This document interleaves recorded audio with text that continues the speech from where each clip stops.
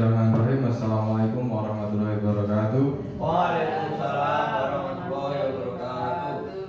Yang saya hormati Ibu Kepala Sekolah SDN 2 Bedowo dan rekan-rekan guru SDN 2 Bedowo yang saya hormati. Pertama-tama marilah kita panjatkan puja-puji syukur kita kehadirat Allah Subhanahu wa Ta'ala yang telah memberikan kesempatan kita berkumpul pada siang hari ini dalam keadaan sehat walafiat. Kemudian sholawat serta salam semoga tercurahkan kepada junjungan kita Nabiullah Muhammad SAW yang kita nantikan syafaatnya baik di dunia maupun di yaumul akhir nantinya.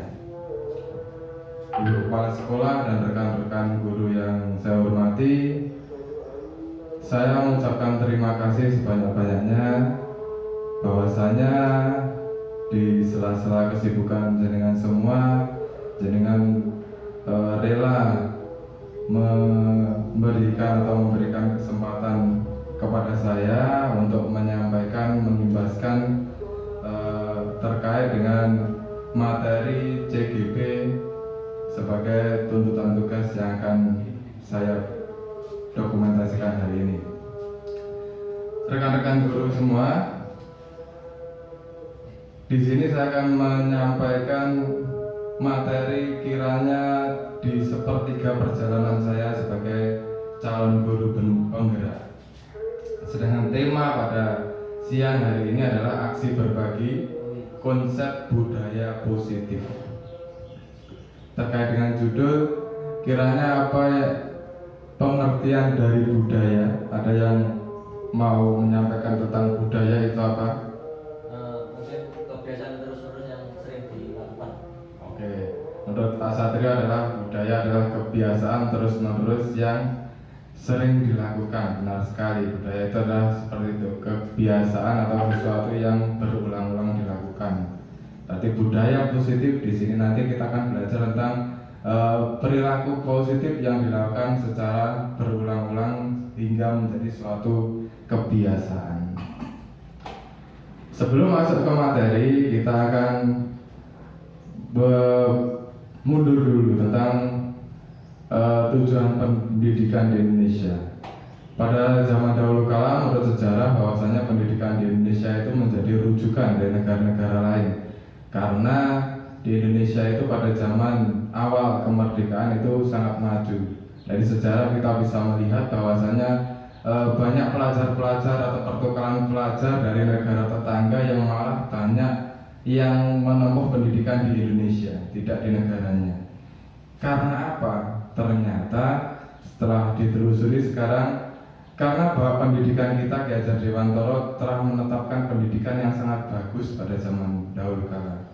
Tujuan pendidikan menurut Bapak Ki Hajar Dewantara yaitu menuntun segala kodrat yang ada pada anak-anak agar mereka dapat mencapai keselamatan, dan kebahagiaan yang setinggi-tingginya, baik sebagai manusia maupun sebagai anggota masyarakat. Nah, kata kodrat di sini, anak itu sejak lahir sudah dibekali dengan kodratnya. Kodrat itu dibagi menjadi dua, yaitu kodrat alam dan kodrat zaman. Kodrat alam adalah dibentuk ketika anak tersebut itu dilahirkan di wilayah mana, apakah dia di perdesaan maupun di perkotaan, sesuai di mana ia dilahirkan. Tentunya itu akan berpengaruh kepada sosiokultural tumbuh kembang anak tersebut. Sedangkan kodrat zaman adalah seorang anak itu dilahirkan menurut zamannya. Kalau zaman sekarang sebutannya adalah generasi Z. Anak-anak sekarang sudah terbiasa bermain dengan internet, dengan gadgetnya. Berbeda dengan 20 tahun atau 15 tahun yang lalu ketika saya masih muda, itu zaman dahulu permainannya atau kesenangannya adalah bersifat tradisional atau permainan-permainan tradisional seperti itu, sehingga pendidikannya pun berbeda antara pendidikan yang harus diterapkan guru pada saat sekarang ini dengan pendidikan 15 tahun, 5 tahun atau 25 tahun ke belakang. Baiklah Bapak Ibu Guru, mengenai sebagai penuntun menurut Ki Hajar Dewantara, tentunya guru itu memiliki nilai dan perannya.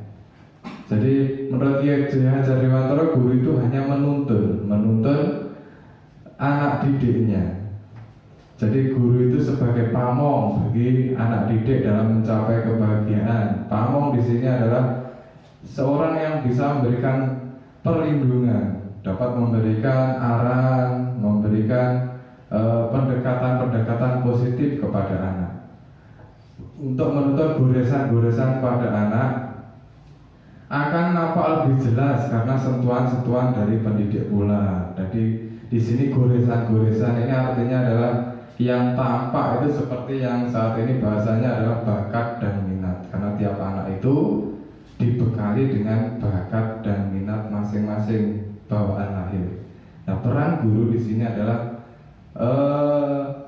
menuntun goresan-goresan pada tiap anak tersebut hingga lebih nampak, lebih jelas. Artinya bakat dan minat siswa itu kita kembangkan terus, kita pupuk terus agar lebih subur yang nantinya bisa menjadi generasi unggul penerus bangsa ini. Seperti itu. Berikutnya, dalam memberi tuntunan atau menjadi pamong itu tidak lepas dari landasan yang menjadi landasan pendidikan di Indonesia. Landasannya adalah sesuai dengan filosofi Ki Hajar Dewantara dan merujuk pada profil pelajar Pancasila. Jadi tidak hanya menuntun sesukanya guru, tapi harus memiliki dasarnya yang yaitu profil pelajar Pancasila. Mau dijadikan seperti apa generasi bangsa Indonesia nantinya, itu rujukan dari pendidikan adalah profil pelajar Pancasila. Profil pelajar Pancasila yang pertama adalah beriman, bertakwa kepada Tuhan Yang Maha Esa dan berakhlak mulia. Itu tentunya nilai yang generasi bangsa ini diharapkan memiliki nilai religiusitas yang tinggi, kemudian memiliki akhlakul karimah dalam bahasa agamanya. Kemudian mandiri di sini adalah seorang anak itu nantinya diharapkan bisa memecahkan masalah yang ia hadapi, tidak bergantung kepada orang lain. Kemudian bernalar kritis, kemudian bergotong royong. Bergotong royong itu implementasi atau sesuatu yang dapat dilakukan di sekolah dalam membangun nilai gotong royong. Yang sering kita lakukan adalah seperti kerja bakti, Jumat bersih, kemudian membuat sesuatu secara bersama-sama yang atau berkelompok, itu adalah penumbuhan nilai-nilai gotong royong yang bisa kita lakukan. Kemudian berkebinekaan global, artinya tidak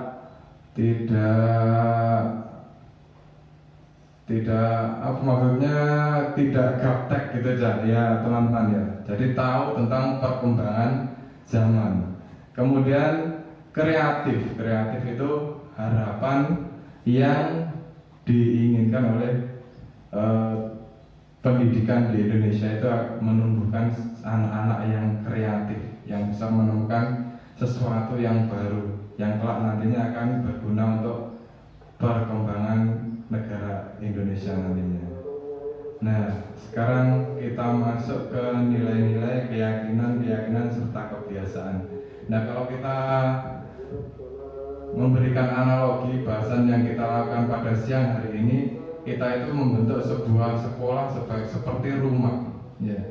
Jadi dalam sebuah rumah itu agar yang tinggal di dalamnya itu nyaman, itu dari yang bentuk fisik dulu. Sekolahnya sarkasnya diperbaiki, fasilitas yang ada dibuat nyaman, sehingga siswa yang tinggal di situ seperti tinggal di rumah sendiri. Namun jika dari faktor dalamnya tidak diperbaiki, faktor dari dalam itu apa saja? Seperti kedekatan guru dengan siswa, kemudian cara guru menangani siswa ketika ada masalah, kemudian bagaimana sekolah memfilterisasi atau memberi perlindungan dari anak dari segala sesuatu yang mungkin mengancam atau mengganggu ketika dalam belajar. Itu adalah faktor di dalamnya. Jadi sekolah di sini, bahasan di sini ini kita akan membentuk sebuah rumah, membentuk suatu ekosistem yang nyaman baik lahir maupun batin bagi siswa. Dari situ nanti akan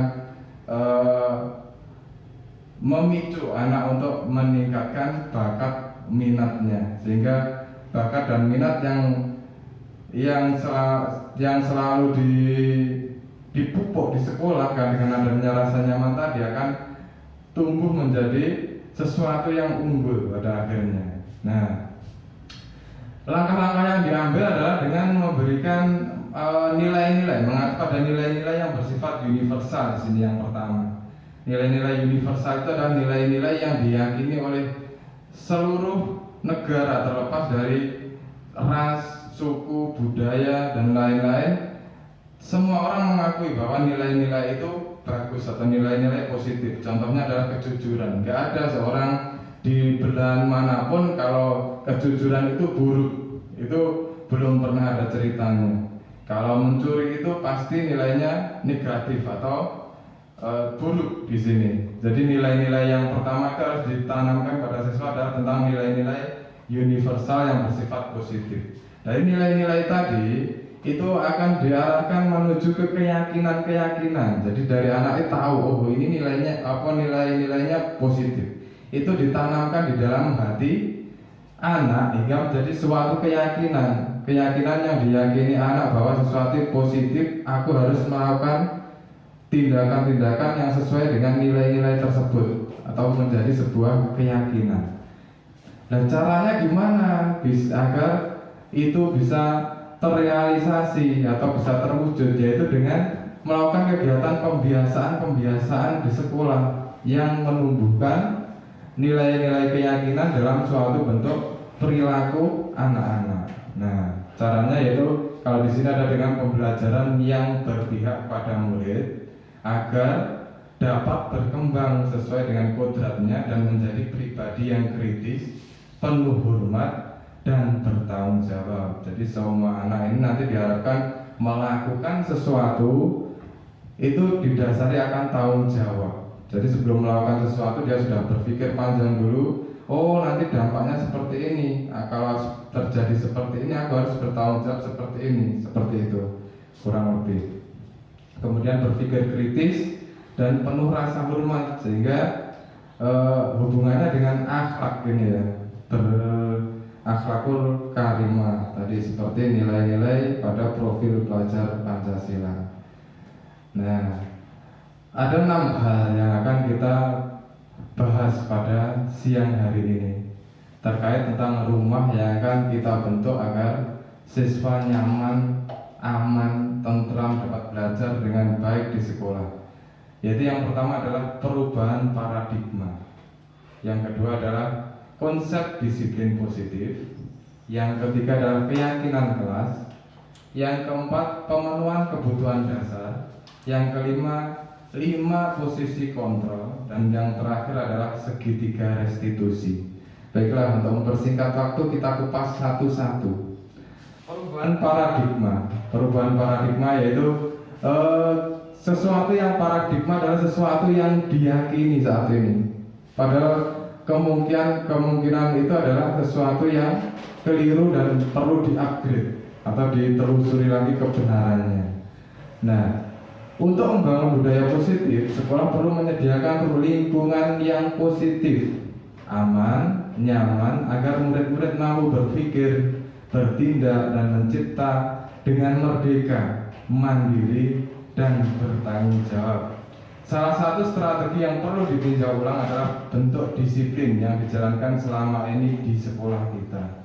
Jadi sekolah ini diharapkan yang pertama adalah kita bentuk dulu ekosistemnya agar sekolah itu menjadi sesuatu yang aman, lingkungannya positif semua, nyaman, sehingga anak-anak tidak merasa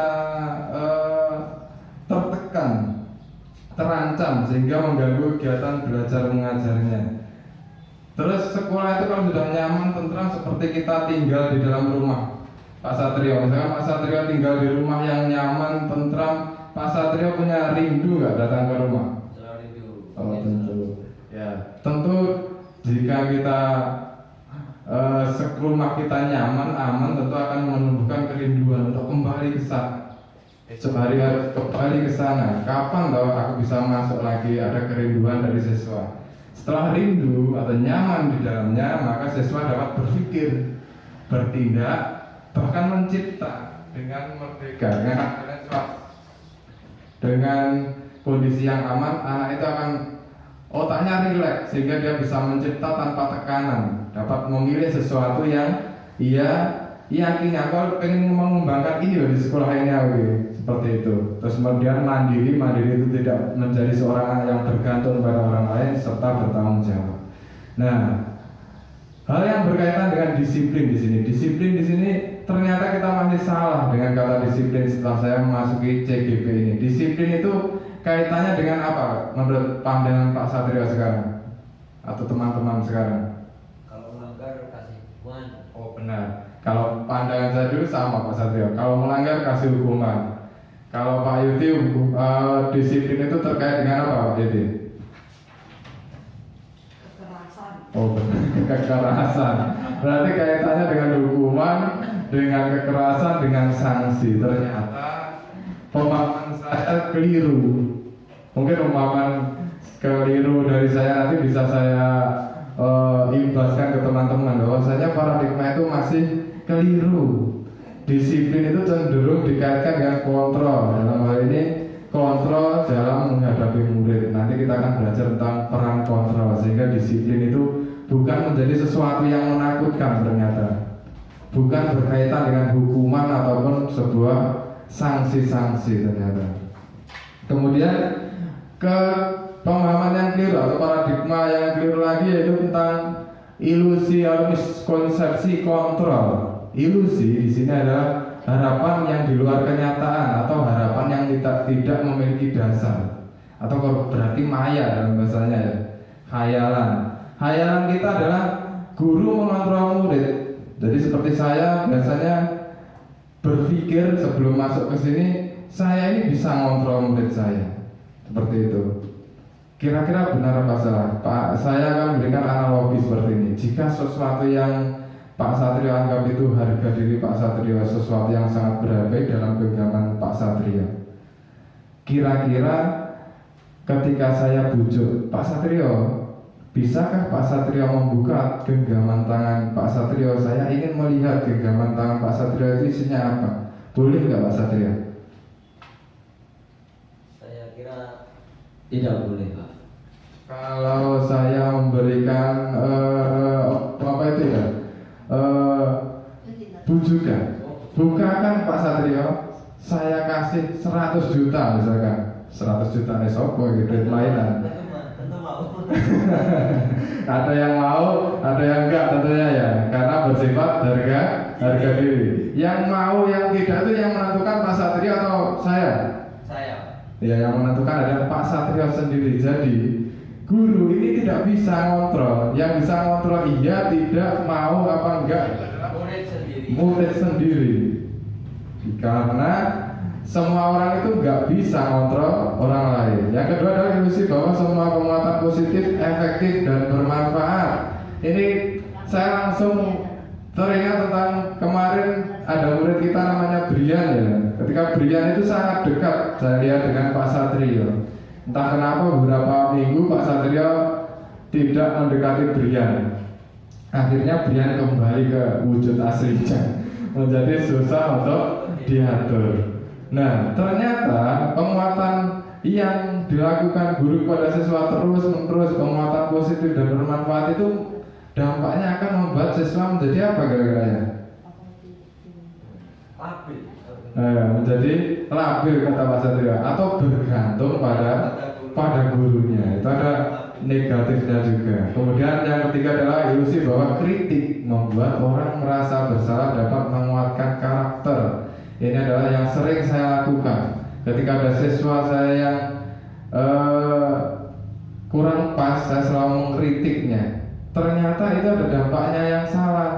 bukan malah menguatkan karakternya, ternyata malah menjatuhkan karakternya, hingga siswa malah merasa tidak berharga. Misalkan, wah goblok, nggak pinter ternyata. Itu akan menyebabkan siswa malah jatuh karakternya. Kemudian yang keempat adalah ilusi bahwa orang dewasa memiliki hak untuk memaksa. Itu dulu saya sering sekali.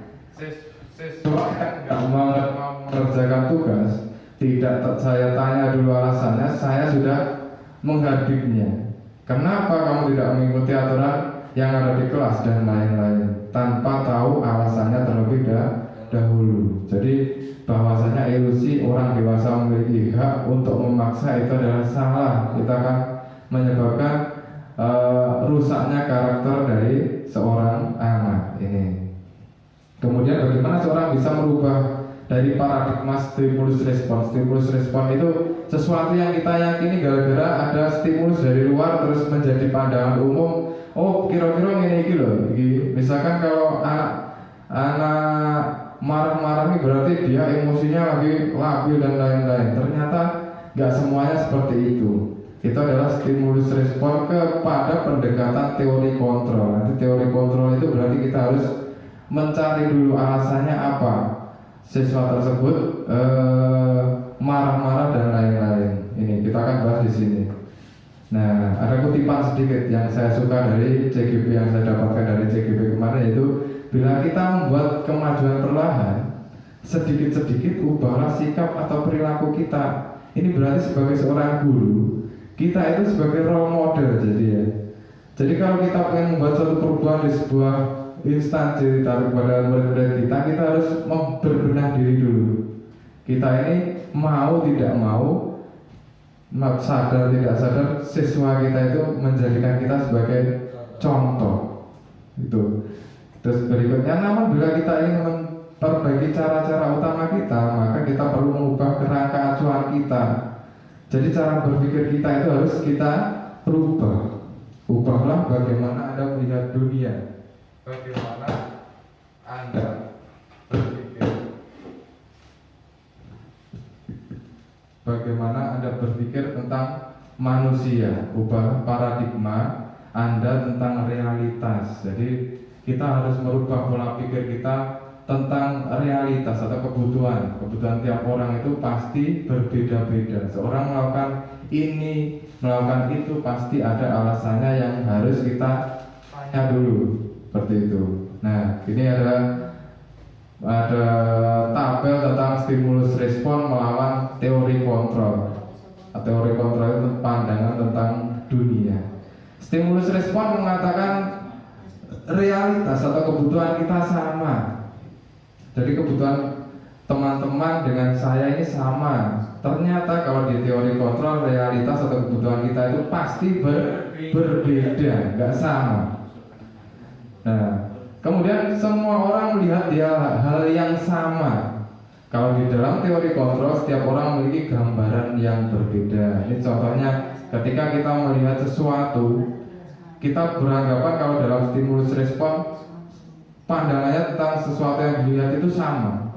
Tapi dalam teori kontrol, setiap orang memiliki gambaran yang berbeda-beda terhadap sesuatu. Kemudian kita mencoba mengubah orang agar berpandangan sama dengan kita. Kira-kira bisa nggak ini?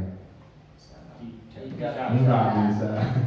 Karena dalam teori kontrol disebutkan kita berusaha memahami pandangan orang lain tentang dunia. Jadi kita yang harus berusaha memahami dulu. Kemudian perilaku buruk dilihat sebagai suatu kesalahan. Ini yang saya lakukan. Belum tentu. Ternyata belum tentu. Semua perilaku manusia itu memiliki tujuan. Seperti kita kasih contoh, misalkan seorang yang sukanya bersifat usil, misalkan sering kita jumpai ketika wudhu digerujuk kepala temannya dari atas sehingga basah kuyup. Kemudian ketika temannya sedang enak-enak jalan dicubit dari belakang. Ketika ditanyai, ketika kita melihat kan sesuatu yang nakal banget gitu. Ternyata setelah kita telusuri, kita tanya, kenapa kamu mau melakukan tindakan seperti itu? Jika dia menjawab misalkan, saya senang loh Pak, lihat teman saya merasa merasa jengkel, saya suka lihat ekspresinya dan lain-lain. Itu berarti ada sesuatu yang kurang dari anak tersebut, yaitu mungkin kasih sayang atau kurang diperhatikan dan lain-lain. Kemudian orang lain bisa mengontrol saya, ternyata kita tidak bisa mengontrol orang lain, kita hanya bisa mengontrol diri sendiri. Yang berikutnya, saya bisa pemaksaan ada pada saat bujukan gagal. Kalau dalam teori kontrol, kolaborasi dan konsensus menciptakan pilihan-pilihan baru. Jadi kalau kita gagal membujuk, pemahaman saya akan memaksa anak tersebut. Kalau dibujuk gak mau, itu adalah kesalahan. Kalau dalam teori kontrol, kita berkolaborasi dulu, ngomong dulu, membuat konsensus itu membuat kesepakatan baru, yang mana yang disepakati. Kemudian dulu saya berpikir menang dan kalah dalam teori kontrol itu semuanya menang atau win-win solution. Nah, kita masuk ke disiplin. Disiplin tadi kan dikatakan sanksi, teguran, hukuman dan lain-lain. Ternyata sanksi, hukuman dan lain-lain itu tidak berhubungan sebenarnya dengan kata disiplin. Disiplin yang asli itu bahkan tidak memberlakukan hukuman sama sekali. Bahkan alternatif yang paling akhir itu boleh digunakan dengan kata hukuman, karena makna disiplin yang sebenarnya adalah kemampuan untuk mempertahankan diri sendiri dalam mengontrol dan memilih tindakan dengan mengacu pada nilai-nilai yang kita hargai, dengan tanggung jawab tanpa terperintah orang lain. Jadi disiplin itu kembali ke manusianya sendiri-sendiri, kepribadiannya sendiri-sendiri, untuk memerintahkan diri sendiri dalam dikontrol dirinya, kemudian memilih tindakan yang mengacu pada nilai-nilai yang dia hargai, nilai-nilai positif tentunya. Kalau dia sudah meyakini nilai positif tersebut, maka dia akan mengusahakannya, karena itu merupakan harga diri menurutnya, dengan penuh tanggung jawab dan tanpa terperintah orang lain. Dengan tidak diperintah orang lain untuk melakukan itu, dia bisa melakukan itu karena dia sudah bisa mengontrol dan memilih yang ia pilih, karena dia merasa tindakan yang dilakukan adalah benar. Seperti itu. Konsep disiplin yang pertama adalah disiplin diri dapat membuat seorang menggali potensinya menuju kepada sebuah tujuan, sesuatu yang bermakna dan dihargai. Dengan pemahaman disiplin yang saya sebutkan di atas, maka seorang itu bisa menggali potensinya. Aku pengen gali kemampuan dalam bermusik misalkan, karena aku merasa musik itu sangat menyenangkan, sehingga dia menggali potensinya di situ, ya akhirnya ya bisa menjadi ahli di bidangnya, seperti itu. Kemudian yang kedua, disiplin diri juga mempelajari bagaimana cara kita mengontrol diri dan bagaimana menguasai diri untuk memilih tindakan yang mengacu pada nilai-nilai yang kita hargai. Ini dengan disiplin tadi kita bisa mengontrol diri, kemudian menguasai diri untuk memilih nilai-nilai yang bagus sesuai dengan yang diyakini. Sedangkan yang ketiga adalah seorang yang memiliki disiplin diri berarti mereka bisa bertanggung jawab terhadap apa yang dilakukan, karena mereka meyakini bahwa ketika dia melanggar nilai-nilai yang ia yakini berarti ada yang salah dengan dirinya. Kemudian dia bisa mempertanggungjawabkan perilakunya, seperti itu. Itu adalah makna disiplin. Terus sekarang kita bagaimana disiplin itu bisa menjadi budaya yang kita hadapi sekarang ada di sekolah kita. Bagaimana caranya siswa kita mendefinisikan disiplin itu seperti yang baru saya sampaikan di sini. Nah, yang dilakukan adalah sebagai pendidik, tujuan kita adalah menciptakan anak-anak yang memiliki disiplin diri, sehingga ia bisa berperilaku dengan mengacu pada nilai-nilai kebajikan universal dan memiliki motivasi intrinsik bukan ekstrinsik. Jadi kembali ke awal tadi. Jadi seorang untuk melakukan sesuatu yang baik, diharapkan siswa kita itu tidak terpengaruh atau tidak diperintah dari orang lain. Dalam diri sendiri. Betul. Muncul dari dalam dirinya sendiri. seperti itu. Dia tidak akan terpengaruh dengan faktor luar. Misalkan ada sesuatu yang negatif, dia bisa mengontrol dirinya, bisa memfilterisasi dirinya, tidak melakukan kegiatan seperti itu. Nah, sekarang motivasi perilaku manusia. Nah, Dian Goes dalam bukunya Restructuring School Discipline menyatakan ada 3 alasan motivasi perilaku manusia. Yang pertama, seseorang melakukan sesuatu untuk menghindari ketidaknyamanan atau hukuman. Jadi seseorang, misalkan kita ke analogikan ke siswa itu melakukan sesuatu, mengerjakan tugas, mengerjakan proyek-proyek dengan baik, namun dalam dirinya hanya melakukan hal tersebut untuk menghindari hukuman atau ketidaknyamanan. Mungkin ketidaknyamanan itu teguran, merasa ada yang tugas yang belum selesai dan lain-lain. Yang kedua adalah untuk mendapatkan imbalan atau penghargaan dari orang lain. Jadi saya juga sering ini, seorang anak dapat melakukan sesuatu karena kita iming-imingi imbalan atau mendapatkan pujian penghargaan dari orang lain. Kemudian motivasi yang ketiga adalah untuk menjadi orang yang mereka inginkan dan menghargai diri sendiri dengan nilai-nilai yang ia percaya. Ini yang ketiga adalah seorang yang melakukan sesuatu karena ia menginginkan, namun didasarkan pada nilai-nilai yang ia yakini, yaitu nilai-nilai kebajikan yang ia yakini. Jadi melakukan sesuatu atas dasar kehendaknya sendiri, namun penuh tanggung jawab. Dalam artian dia melakukan sesuatu sesuai nilai-nilai kebajikan. Nah, dari 3 ini kira-kira mana alasan yang terbaik menurut teman-teman semua? Nomor 3. Nomor 3, ya benar sekali. Alasan perilaku manusia yang paling baik adalah melakukan sesuatu karena dia ingin melakukan sendiri, tanpa paksaan, tanpa pengaruh orang lain, namun penuh dengan tanggung jawab yang berdasarkan dengan nilai-nilai kebajikan universal. Kemudian 5 kebutuhan dasar manusia. 5 kebutuhan dasar manusia itu meliputi kebutuhan hidup atau kebutuhan bertahan hidup atau survival. Nah, kebutuhan bertahan hidup hubungannya dengan apa? Dengan apa? Makan. Uang. Ya benar, makan. Kemudian apa? Makan. Urusannya perut.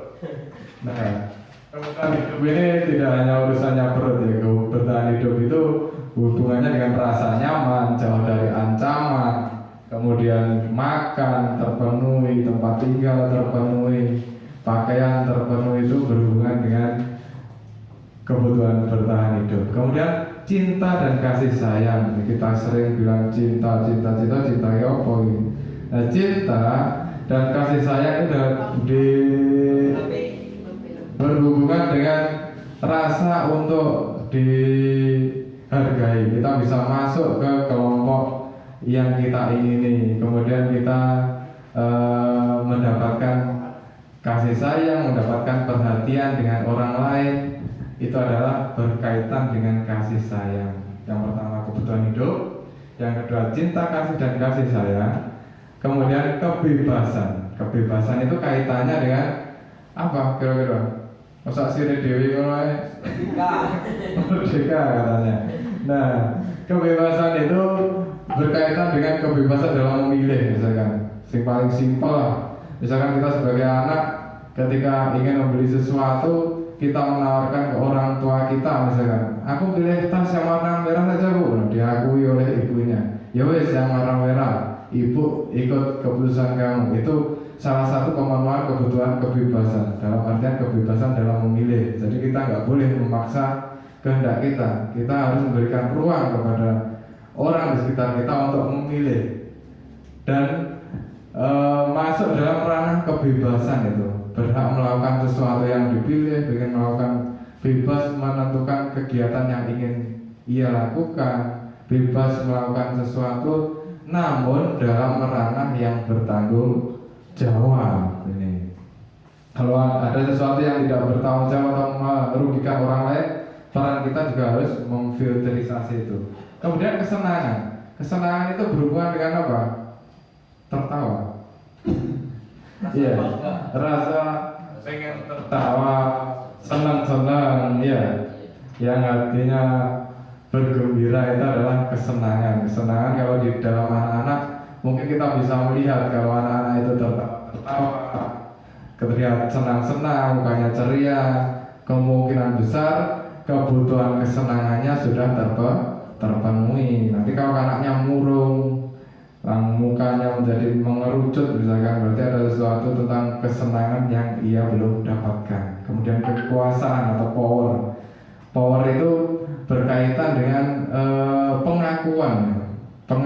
Oh aku loh jadi wong sing wis iso ngene iki. Seperti kita melihat anak didik kita, ketika ia bisa melakukan sesuatu kan ada sesuatu yang di rona wajahnya yang terlihat bangga dengan dirinya. Kalau diakui temannya, wah sip, loncatannya Kevin jauh sekali, wajahnya akan terlihat berbeda kalau kita jeli melihat itu. Itu adalah berkaitan dengan kekuasaan. Coba dilihat ada 5, ada bertahan hidup, kebutuhan bertahan hidup, cinta dan kasih sayang, kebebasan, kesenangan dan kekuasaan. Kita harus jeli melihat 5 kebutuhan dasar ini dan kita terapkan ke muridnya.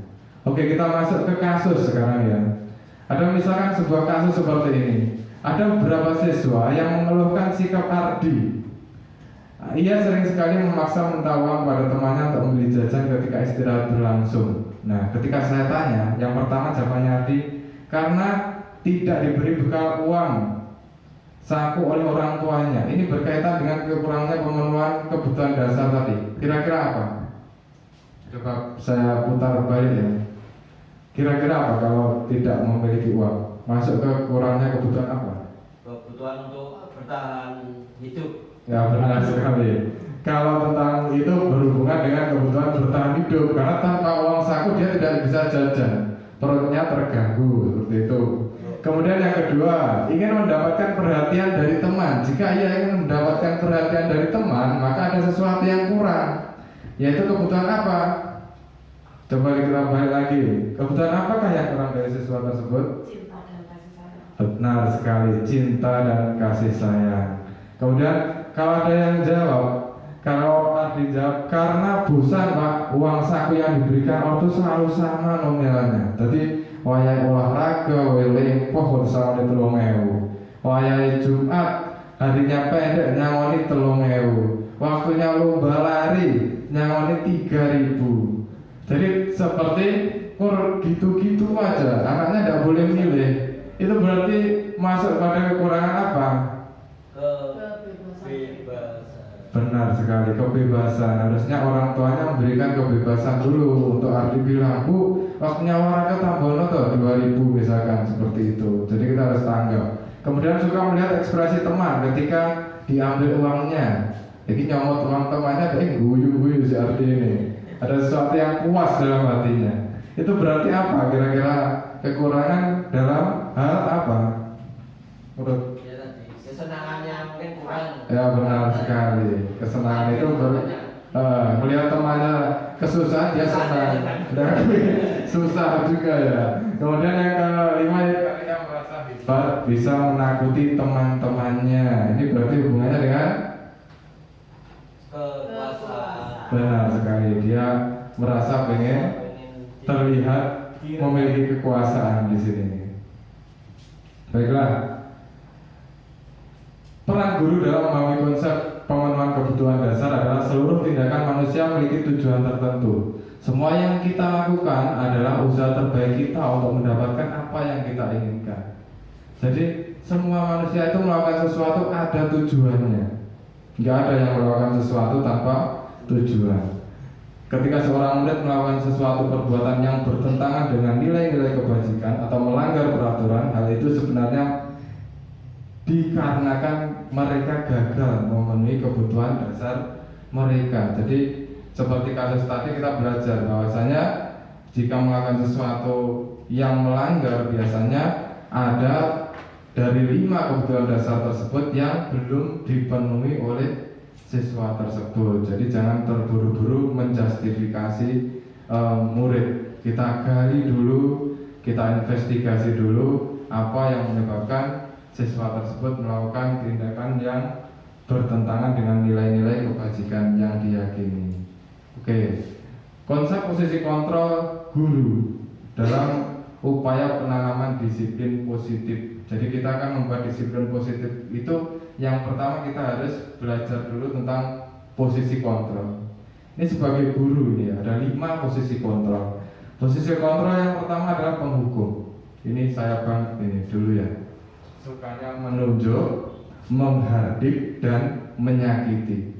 Itu dulu sebelum saya belajar tentang posisi kontrol. Karena saya merasa bahwasanya siswa itu bisa saya kontrol. Orang saya ini lebih dewasa, jadi saya harus lebih menguasai anak-anak ini. Yang kedua adalah pembuat orang merasa bersalah. Ini ciri-cirinya sukanya menceramai. Terus mengatakan bapak kecewa dengan kamu. Wah perilaku pakaiannya seperti dan lain-lain. Seharusnya kamu harus gini.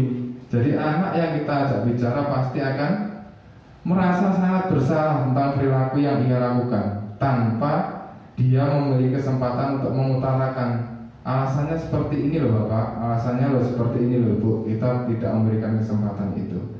Kemudian yang ketiga adalah sebagai teman.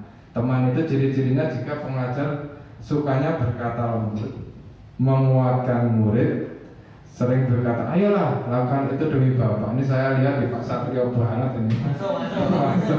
Masuk banget. Jadi posisi kontrol yang diambil Pak Satrio adalah sebagai teman.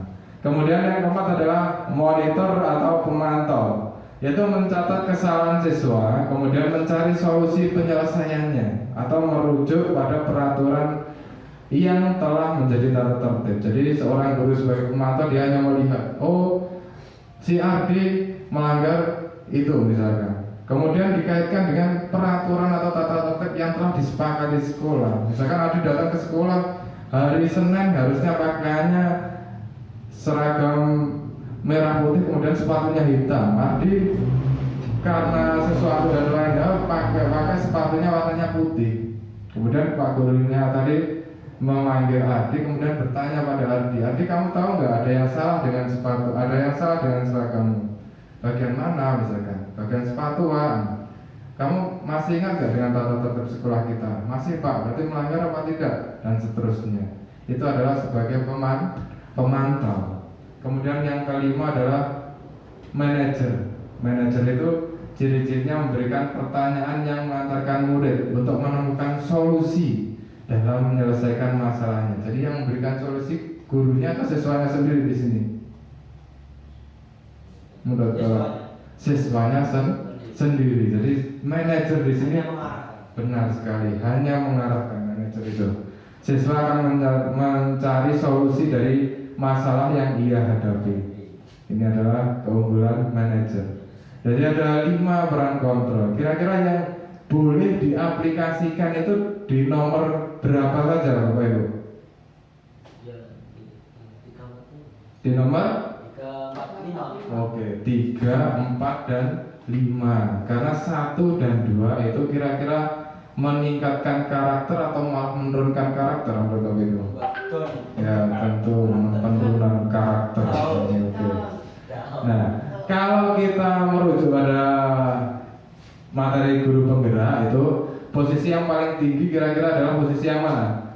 Posisi manajer. Karena manajer itu membangkitkan, menggali potensi siswa untuk mandiri dalam menyelesaikan setiap masalahnya.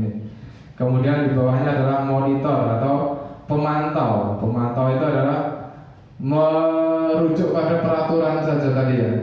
Itu adalah posisi di bawahnya manajer. Kemudian sebagai teman. Teman ini memiliki yang bagus sebenarnya, tapi memiliki efek yang kurang bagus kalau dilakukan terus menerus. Seperti kasus yang kita hadapi kemarin tentang Brian ya. Nah kalau Brian sudah tidak memiliki guru yang memiliki peran teman, dia akan kembali atau berontak lagi menunjukkan sifat aslinya ini. Namun dalam melakukannya kita gini, kelas yang lebih rendah itu akan sulit sekali kalau kita berperan guru sebagai manajer ya. Karena kelas bawah itu belum bisa kok berbicara dengan gurunya menyampaikan alasan-alasannya karena belum memiliki kemampuan itu. Mungkin peran manajer itu bisa dilakukan ketika kita berhadapan dengan siswa-siswa kelas atas seperti itu. Jadi kita bisa belajar di sini memposisikan diri sesuai dengan peran kontrol yang bagus dalam menghadapi masalah-masalah siswa kita. Oke, kita ke nilai kebajikan. Ada di sini ada banyak sekali nilai kebajikan. Nilai kebajikan adalah sifat positif manusia yang merupakan tujuan mulia yang ingin dicapai setiap individu. Nilai tersebut bersifat universal dan lintas bahasa, suku, bangsa, agama maupun latar belakang. Jadi semua orang di dunia ini mengakui bahwa nilai-nilai yang ada di sini itu nilai-nilai kebajikan. Ada toleransi, rasa hormat, integritas, mandiri, menghargai, antusias, empati, keingintahuan, kreativitas, kerjasama, percaya diri, dan seterusnya. Ini adalah nilai-nilai kebajikan yang gampang diucapkan namun susah untuk dilakukan sebenarnya. Jadi sebagai guru kita harus terus membiasakan anak-anak didik kita untuk meyakini, kemudian membiasakan menerapkan nilai-nilai kebajikan tersebut. Oke, baiklah, kita masuk ke dalam menghadapi siswa yang sebegitu banyak ini di sekolah kita. Tentu ada anak-anak yang gampang mengikuti peraturan, ada juga anak yang melanggar peraturan. Langkah-langkah yang bisa diambil agar kelas kita kondusif yaitu dengan yang pertama membuat keyakinan kelas dulu sesuai dengan nilai-nilai kebajikan di sini ya teman-teman ya. Caranya gimana? Dalam suatu waktu kita kumpulkan anak-anak kita buat suatu nilai kebajikan atau nilai keyakinan kelas dulu. Nilai keyakinan kelas itu merujuk pada mana? Ya ini nilai-nilai kebajikan yang ada di sini. Misalkan saya ambil nilai misalkan komitmen, ambil komitmen, ini sifatnya luas kan. Komitmen itu hubungannya kalau dengan siswa kan datang tepat waktu, mengerjakan PR, tidak pernah lupa, memakai seragam, menaati peraturan dan lain-lain. Ranahnya bersifat umum. Ini nilai keyakinan kelas kita bisa kita buat. Misalkan kita berikan pilihan pada anak, kamu ini pengen menggali potensi dirimu dengan nilai universal apa tadi sekolah yang kau kembangkan. Anak-anak diberi kertas untuk menuliskan nilai kebajikan yang ingin dia tingkatkan di sekolah ini. Jadi nanti setelah itu kertasnya dikumpulkan, kemudian kita kelompokkan. Terus kita buat kesepakatan dari nilai-nilai seluruh siswa ini, nilai yang diambil atau dikembangkan atau diyakini di kelas. Misalkan komitmen Pak, percaya diri, terus kerjasama, empati, misalkan ambil 4 misalkan. Jadi nanti ketika ada siswa yang melanggar nilai keempat nilai itu, salah satunya misalkan kok orang garap PR, tinggal kita tunjuk saja kamu sudah menerapkan nilai keyakinan kelas atau belum, misalkan tetap membandel, misalkan kita baru masuk ke tahapan berikutnya yang disebut dengan restitusi. Jadi tidak semua siswa itu kan penurut ya, ada pasti kalanya ada siswa yang mau ya bukan membangkang, tapi kita gali. Restitusi itu membantu murid menjadi lebih baik, memiliki tujuan disiplin positif dan memulihkan dirinya yang telah berbuat salah. Tujuan restitusi itu tidak menjatuhkan siswa, tapi membantu siswa untuk bangkit lagi dari kesalahan yang dia buat. Penekanannya bukan pada bagaimana perilaku untuk menyenangkan orang lain atau menghindari ketidaknyamanan, namun tujuan akhir dari restitusi itu adalah menjadikan seorang anak tersebut menghargai nilai-nilai kebajikan yang ia percaya. Jadi tidak membuat anak tersebut melakukan sesuatu karena pengen nyenengin gurunya misalkan, atau menghindari ketidaknyamanan, namun lebih ke arah untuk menjadikan orang yang menghargai dirinya sendiri atas nilai-nilai kebajikan yang ia percaya. Jadi restitusi bukan untuk menebus kesalahan, namun untuk belajar dari kesalahan. Yang kedua, restitusi adalah tawaran, bukan paksaan. Kemudian restitusi menuntut untuk melihat ke dalam diri. Restitusi mencari kebutuhan dasar yang mendasari tindakan Restitusi adalah cara yang paling baik. Restitusi fokus pada karakter, bukan tindakan. Jadi yang kita gali itu adalah karakternya, bukan tindakannya. Restitusi menguatkan, restitusi fokus pada solusi, restitusi mengembalikan murid yang berbuat salah pada kelompoknya. Jadi tujuannya adalah itu. Restitusi itu kalau dalam siswa dalam jumlah yang banyak adalah membantu siswa yang gagal tadi atau bermasalah tadi kembali dapat diakui oleh kelompoknya, seperti itu. Cara restitusi dapat digambarkan menjadi sebuah segitiga seperti ini ya tahapannya. Yang pertama,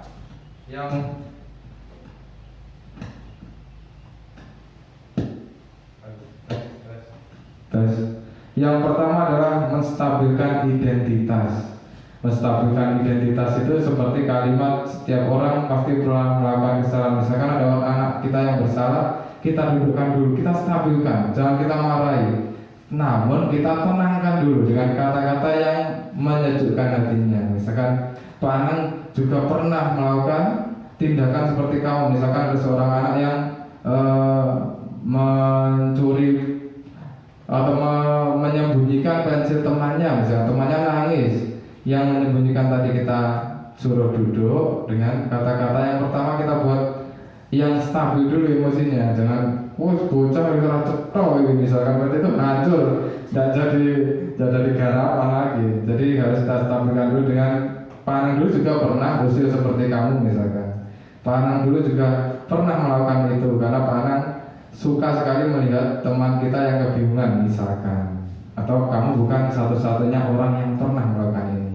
Dari situ kita akan merangsek ke atasnya itu melakukan validasi tindakan yang salah. Kita kupas bahwa sesuatu itu yang kamu lakukan itu diyakini sesuatu itu salah. Oh ternyata aku salah, tapi tidak menjustifikasi ya. Ini diarahkan, oh ini aku salah. Kemudian yang terakhir adalah menanyakan keyakinan. Keyakinan itu terkait nilai-nilai kebajikan yang sesuai yakini. Kita akan kupas satu-satu. Yang menstabilkan identitas tadi ya, yang paling awal yaitu bagian dasar dari segitiga. Ini bertujuan untuk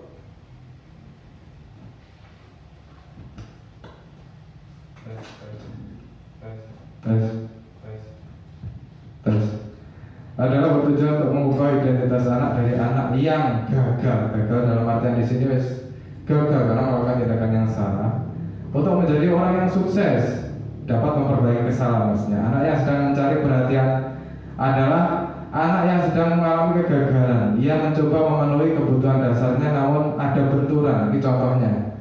Nah, kalau kita mengkritik dia, maka ia akan tetap membuatnya dalam posisi yang gagal. Jadi jangan dikritik dulu, dilus dulu bahasa Pak Satria, dilus siram rohani. Nah setelah siswanya stabil dengan kata-kata yang bagus tadi seperti bahwa pernah melakukan tindakan yang sama, kamu bukan satu-satunya, kamu pasti punya alasan melakukan tindakan itu. Untung kamu tidak melakukan tindakan yang berlebihan misalkan. Itu adalah validasi stabilitas, menstabilkan tindakan yang salah tadi, stabilkan identitas. Berikutnya adalah validasi tindakan yang salah. Seorang guru yang memahami teori kontrol pasti akan mengubah pandangannya dari teori stimulus respon ke cara berpikir proaktif yang mengenali tujuan dari setiap tindakan. Mungkin tidak suka sikap seorang anak yang terus-menerus merengek, tapi bila sikap itu mendapatkan perhatian kita, maka itu telah memenuhi kebutuhan anak tersebut. Ada beberapa kalimat yang mungkin terdengar asing buat guru, namun bila dikatakan dengan nada tanpa menghakimi, kata kuncinya ya, akan memvalidasi kebutuhan mereka. Jadi kata-kata yang bisa diambil seperti di segitiga restitusi ini. Kamu tentu punya alasan mengapa melakukan ini. Itu lembut. Tidak, kamu ini pasti punya alasan. Dengan tekanan berarti rusak lagi. Kemudian misalkan dengan cara yang lebih, kamu mungkin punya cara yang efektif untuk memenuhi kebutuhan yang kamu butuhkan tadi. Jadi siswa menjadi terpikir. Kemudian masuk ke yang terakhir yaitu menanyakan keyakinan. Teori kontrol menyatakan bahwa kita pada dasarnya termotivasi secara internal. Jadi dari dalam diri, yang ngontrol kan kita sendiri. Ketika identitas sukses telah tercapai atau di dalam langkah tadi yang pertama, dan tingkah laku yang salah telah tervalidasi di langkah yang kedua, maka anak akan siap untuk dihubungkan dengan nilai-nilai yang dia percaya dan berpindah menjadi orang yang ia inginkan. Dengan pertanyaan seperti ini, setelah tadi validasi tindakan yang salah, kemudian ke tahap yang ketiga dengan pertanyaan, kamu masih ingat dengan keyakinan kelas yang kita buat kemarin misalkan? Pasti anak langsung teringat dengan keyakinan yang kelas yang dibuat kemarin. Iya Pak, kalau kamu menyembunyikan pensil temannya dan lain-lain, berarti kamu sudah melanggar nilai keyakinan kelas kamu yang kamu yakini apa, misalkan seperti itu. Jadi anak akan terstimulus untuk mengetahui kesalahannya tadi karena bertentangan dengan nilai keyakinan yang ia yakini. Kemudian guru akan mengarahkan anak tersebut untuk mencari solusi sendiri. Kalau kamu sudah melakukan itu, apa untuk mengatasi masalah itu? Karena kita akan berfokus pada masalah, solusi masalah yang kamu hadapi ini, misalkan seperti itu. Jadi anak akan turun dari kegagalan, akan bangkit lagi menjadi pribadi yang sukses dalam menghadapi masalahnya. Nih, penerapan posisi kontrol sebagai upaya penanaman disiplin positif. Bisa jadi dalam praktek penerapan disiplin sehari-hari kita akan kembali ke posisi teman atau pemantau. Karena murid yang ditangani belum siap diajak berdiskusi atau diundang melakukan restitusi. Ini biasanya terjadi di kelas 3 atau kelas bawah kira-kira? Kelas bawah ya, kelas bawah, karena belum siap, karena belum bisa untuk berdiskusi.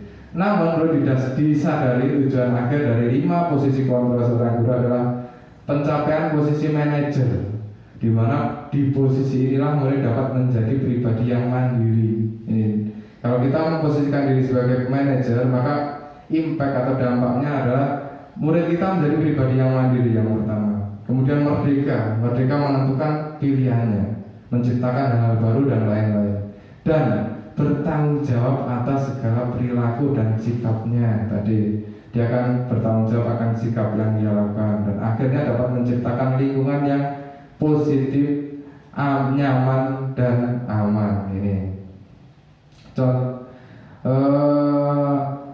jadi gini, kalau disimpulkan dari apa yang saya paparkan tadi adalah seperti ini. Dalam membentuk suatu ekosistem atau membentuk suatu rumah yang nyaman bagi siswa, itu diperlukan budaya-budaya positif.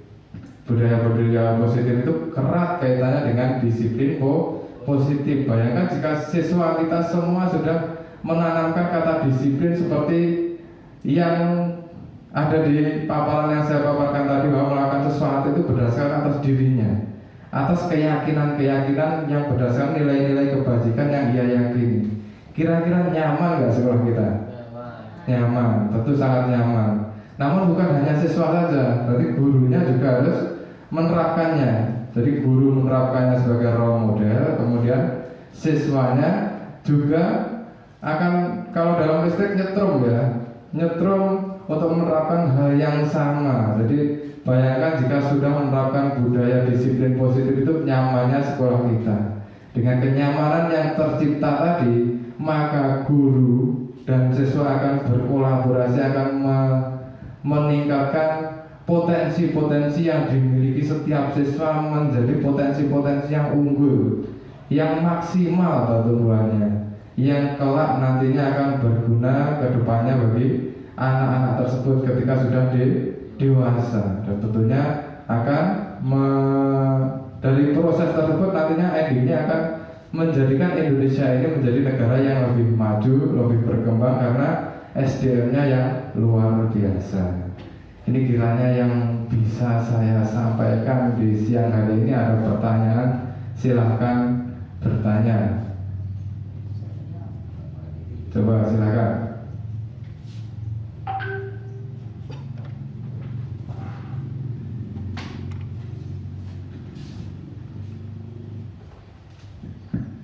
Oke, terima kasih waktunya. Mungkin yang dijelaskan Bang sudah sangat panjang lebar. dan sangat lengkap, luar biasa menurut saya. Namun yang ingin saya katakan terkait dengan bagaimana kita melakukan restitusi kaitannya dengan posisi kontrol, karena banyak sekali masalah-masalah ataupun permasalahan yang dari pilih sama peserta didik. Nah, dalam penerapan posisi kontrol tadi kan yang paling baik ada manajer. Namun pada saat-saat tertentu saya pernah melakukan itu, mencoba, karena ya, di anggapan saya yang paling banyak namanya posisi manajer saya terapkan. Namun itu terhadap peserta didik tidak dapat terlaksana ataupun kurang sesuai menurut saya, tidak mengena. Lalu jika terjadi seperti itu, langkah apa yang seharusnya dilakukan? Mungkin itu jika Pak Anung berkenan untuk sharing pengalaman jika pernah mengalami itu. Terima kasih atas waktunya. Oke, terima kasih Bapak. Pertanyaan yang cukup bagus, namun jawabnya yang susah. Nah, menurut saya juga pernah mengalami ini, sekedar sharing tentang pengalaman. Di sini ada 5 posisi kontrol seorang guru. Ketika saya menerapkan sebagai manajer, misalkan ada seorang anak yang atos bahasanya ya, alot, sehingga ketika dia mengalami permasalahan, ketika kita memerankan diri sebagai manajer, nggak kecekel, alasannya apa, nggak bakal ketahuan. Maka kita akan menurunkan posisi kita dulu menjadi posisi teman, karena dengan teman, dengan kedekatan mungkin kesempatan untuk menggali lebih besar lagi. Yang saya alami seperti itu, kita gali dulu dengan kita memposisikan sebagai teman. Dari teman ini kita akan bergerak naik ke arah manajer lagi. Setelah kenal anaknya, setelah mengetahui anaknya, setelah stabil, kita masuk ke posisi kita sebagai manajer. Mungkin dengan demikian kita menggalinya dari posisi teman dulu, kemudian kita merangsek naik ke manajer untuk memberikan restitusi kepada anak, sehingga anak bisa sesuai dengan harapan tadi dapat memecahkan masalah sendiri, sehingga anak menjadi mandiri, bertanggung jawab, dan melakukan sesuatu sesuai dengan keyakinan yang ia yakini. Seperti itu Pak Paniti. Terima kasih. Oke. Ada yang lain? Oh ada, Pak Satria, silakan. Ya, terima kasih atas waktunya. Ini berkaitan dengan siswa yang terdahulu, mungkin siswa yang old, karena posisi kontrol pada dahulu itu berpacu pada yang pertama, yaitu penghukum, yang kedua dan membuat orang merasa bersalah. Dampaknya bagaimana, dan nanti akan kelanjutan anak yang terdahulu mungkin apa berdampak negatif bagi SDM di negara kita. Terima kasih. Oke, ini pertanyaannya mudah tapi jawabnya susah lagi. Nah, ini berkaitan dengan lulusan yang terdahulu. Mungkin jadi gini, karena dalam suatu ilmu itu pasti ada upgrade terus ya, ada pembaruan. Jadi kalau siswa yang baru lulus dari sini, ini dalam program CGP yang pelajari hal yang sama ini cuma tidak diikuti hanya guru SD saja, namun dari guru SD, SMP, SMA juga ikut program. Jadi mungkin artinya masih terselamatkan generasi bangsa yang baru lulus. Namun yang sekarang lulusan sekarang yang usianya seperti kita, mungkin kalau nggak ada ilmu baru, dia nggak mau mengupgrade dirinya lagi, mungkin ya pemahamannya sama dengan stimulus respon atau pandangan umum yang biasa dimiliki orang-orang yang ada di dunia ini, seperti itu. Ya, kita doakan saja, kalau nggak dapat upgrade ilmu kita aja. Oke. Ada lagi? Sabun? Oke. Pas. Oke. Terima kasih Bapak Ibu guru semua, rekan-rekan kerja, terutama Ibu Kepala Sekolah yang telah memberikan kesempatan kepada saya untuk memaparkan materi ini. Kiranya itu yang bisa saya sampaikan. Semoga apa yang saya sampaikan dapat menambah wawasan kita semua akan pendidikan, sehingga kita bisa berkolaborasi, bisa bekerja sama lebih baik lagi dengan tujuan agar pendidikan di SD kita akan lebih baik lagi, sehingga SD ini bisa mengeluarkan sumber daya manusia yang unggul, yang nanti bisa mandiri, yang tentunya berprofil Pancasila sesuai dengan harapan pendidikan nasional. Kiranya itu yang bisa saya sampaikan. Banyak kesalahan dalam saya menyampaikan materi ini, saya minta maaf sebesar-besarnya. Assalamualaikum warahmatullahi wabarakatuh.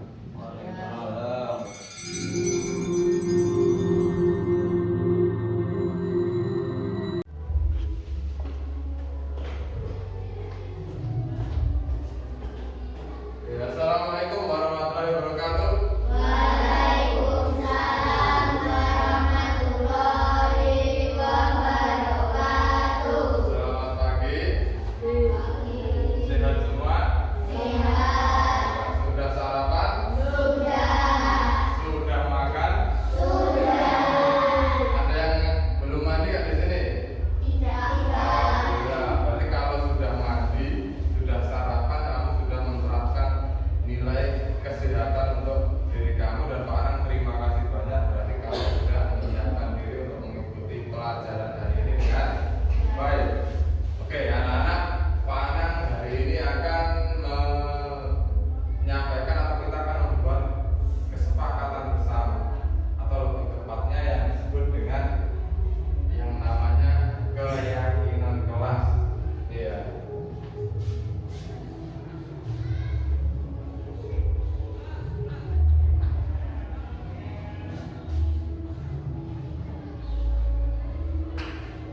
Ada yang ingin tahu apa itu yang dimaksud keyakinan kelas? Sudah tahu belum? Belum. Kalau keyakinan itu adalah sesuatu yang dikatakan diyakini. Kalau kelas adalah tempat kita tinggal tiap hari mulai jam 7 sampai pulang sekolah. Nah, ini rumah kita. Berarti keyakinan adalah nilai yang diyakini setiap anggota kelas kita. Ya. Berarti nilai-nilainya kebaikan atau keburukan kira-kira? Nilai-nilai kebaikan. Salah satu contohnya Pak Anang kasih tahu tadi. Kalau kamu sudah datang ke sekolah, menyiapkan diri dengan baik, mandi, bersih, pakai pakaian yang rapi sesuai dengan jadwal, kemudian menyiapkan buku pelajaran, tak lupa sarapan. Berarti harus ada mandi, pakai baju bersih, sarapan. Itu berarti hubungannya dengan apa? Apa ini? Kesehatan. Kalian berarti sudah menjaga kesehatan. Itu salah satu nilai atau keyakinan yang kamu tanamkan di dalam diri kamu. Aku harus menjaga kesehatan. Kesehatan itu nilai yang baik atau buruk? Baik. Contohnya itu kesehatan. Nilai yang lain misalkan kalau Pak Anang misalkan dan kalian semua lihat lingkungan kelas kita kotor, ada sampah berserakan di depan kelas, buang bungkus jajan sembarangan dan lain-lain. Tindakan apa yang akan kamu lakukan? Apa? Membersihkan. Kemudian misalkan lagi pas saluran depan kelas kita kok macet gara-gara ada pasir kan, atau ada kotoran yang lain, sampah yang lain, kita harus membersihkannya. Kalau kita membersihkan lingkungan kelas kita peduli dengan kebersihan, berarti ranah atau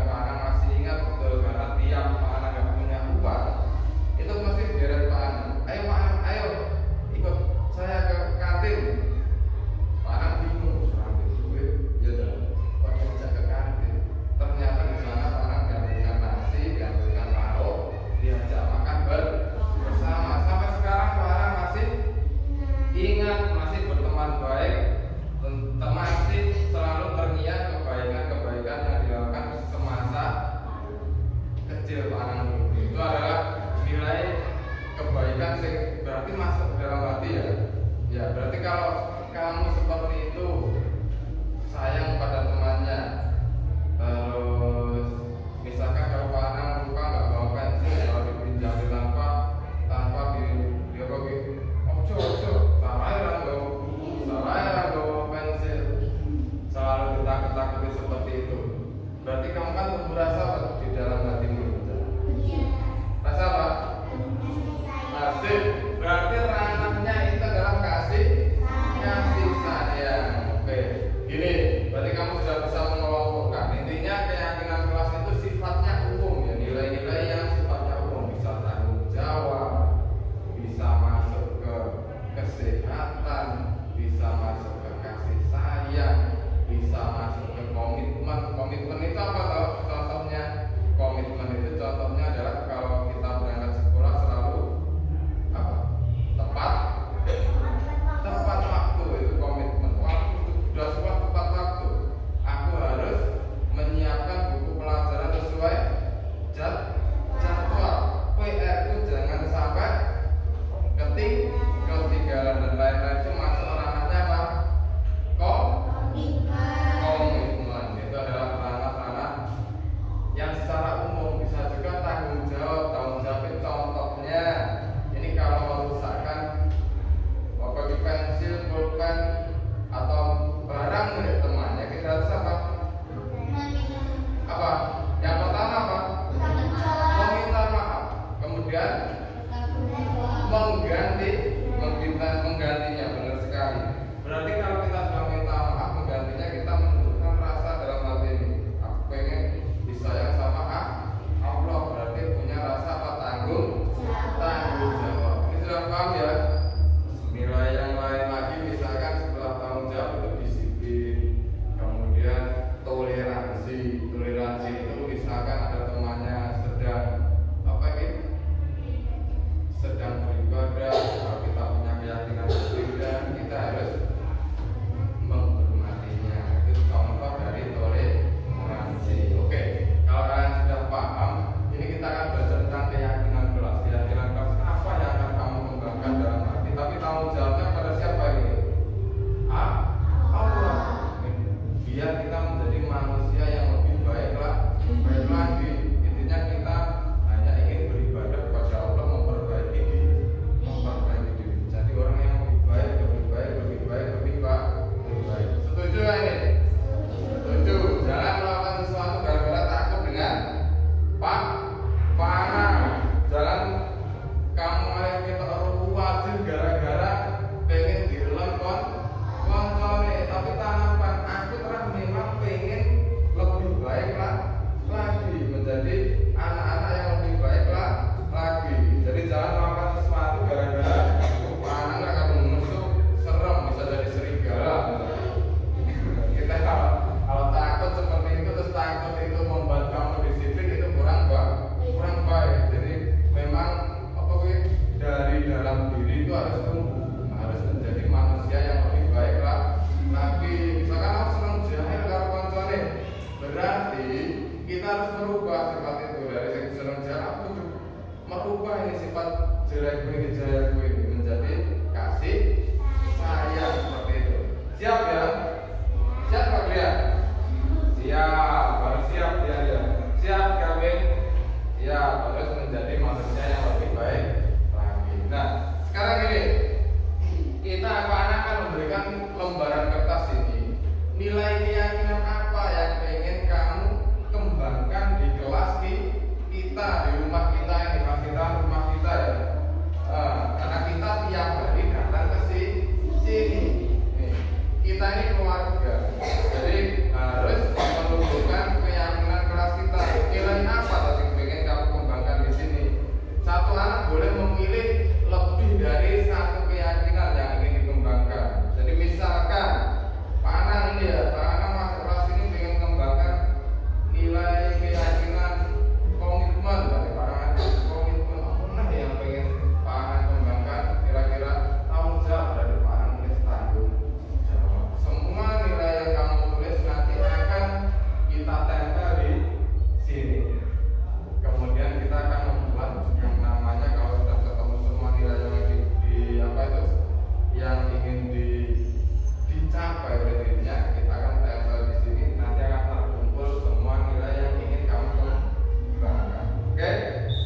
Siap?